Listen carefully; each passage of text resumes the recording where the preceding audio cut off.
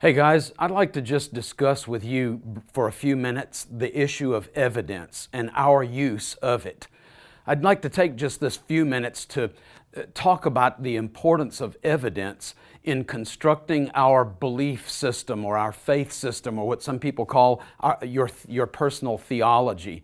To go back to Bible, in the book of Exodus chapter 3, when Moses is having an encounter with God at what we call the burning bush experience, God tells him to go and deliver his people from Egypt.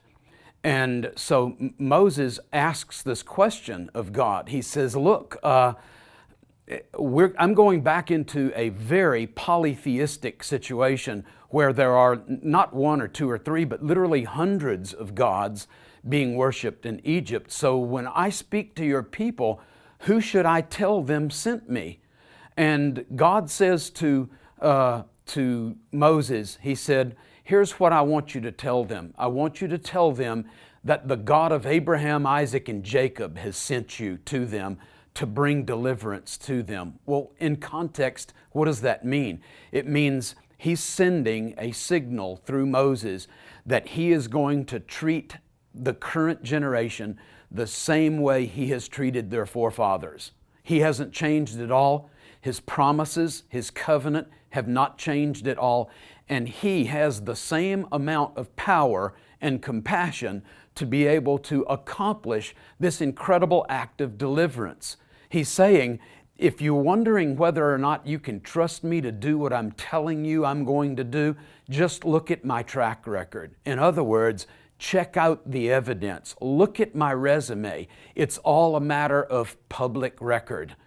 When you get to the New Testament, it's no different. You wouldn't expect it to be, especially if you've watched many of these videos. He is the same.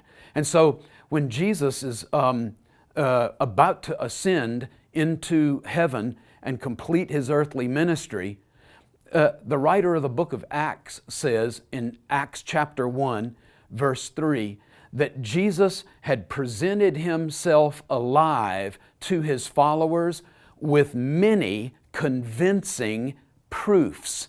Could be translated with many convincing pieces of evidence. Now, when you get to Moses and the giving of the Torah or the law at Mount Sinai, there are two places where Moses, specifically speaking for God, tells his people, Deuteronomy 17 and again in Deuteronomy 19, it's on the evidence of the testimony of 2 or 3 witnesses that every matter is supposed to be confirmed. It's not a matter of personal opinion or who has the most money and can bribe the right judge. On the evidence of 2 or 3 eyewitnesses and their testimony, every matter is supposed to be confirmed. So adjudication is supposed to happen according to the evidence, according to eyewitness testimony. Now, when you get to the New Testament, again, it's no different.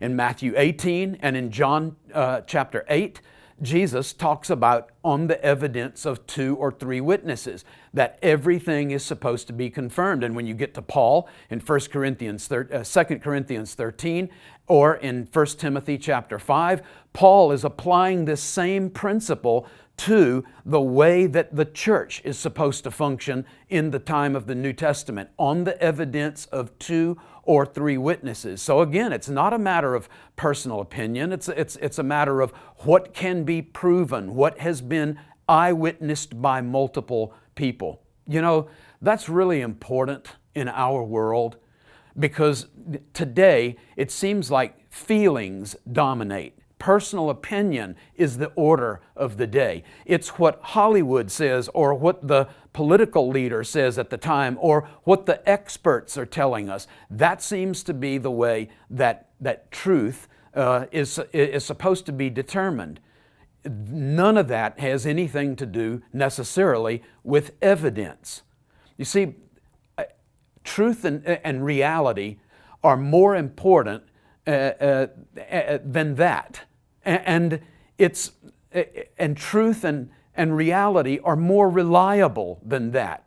You know, the shifting winds of public opinion or whatever. Truth and reality are more important than that. Let me just give you a couple of examples to think about. 2 plus 2 still equals 4 in our world. Doesn't matter what the postmodernists say, 2 plus 2 is still 4.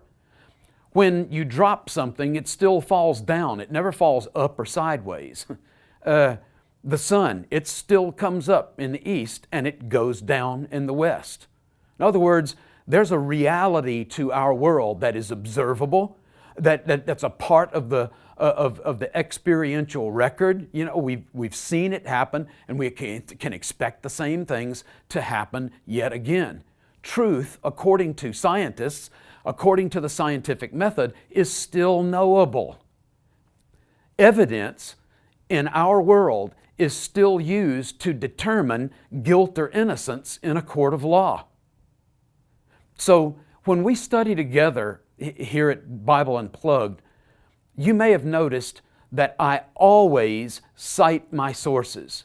I always cite my sources. They're always on the screen. You've got Bible passages, you've got other stuff, pictures of archaeological excavations and that kind of thing. You have evidence to show you that what I am basing my conclusions, my interpretations, my applications of Scripture are based on. I guess you probably noticed if you watch much TV or listen to Christian radio, not all Bible preachers and teachers do that. But I can tell you this, that's the way that we're always going to roll here. We always have and we always will. It's the way that you minimize the personal opinion piece, my personal preferences, and it's the shortest distance between where we are and finding truth. Those of you who study with us, you deserve to have in front of you, before your very eyes, the same evidence that I have so that you can evaluate my conclusions based on the evidence. Not on how I feel, not on how you feel, not on what popular opinion says, but based on the evidence.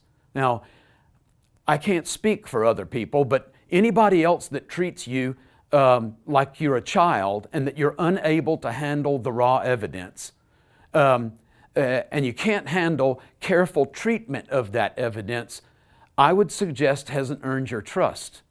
Anybody that treats you or the evidence any other way deserves to be ignored. I'm giving you my personal opinion on that, so take it or leave it. I'm just going to suggest to you that anyone that attempts to lead you with bluster or with rhetoric or with personal charisma, with their position, influence you or impress you with their title, or just simply makes authoritative pronouncements, you have the right to ignore those people, and they should rightly be ignored. So whatever you hear, whether it's from me or some other speaker, just feel free to say, as in the Jerry Maguire movie, "Show me the money." Or in that old commercial with the Wendy's drive-through and the old lady driving up, and she looks at her hamburger and she says, "Where's the beef?" Feel free to do that. You have that right. I would argue you have that, biblically, you have that responsibility. So let me encourage you with this. Go where the evidence leads, because the evidence is going to eventually lead you to the truth, and the truth will set you free. God bless, guys.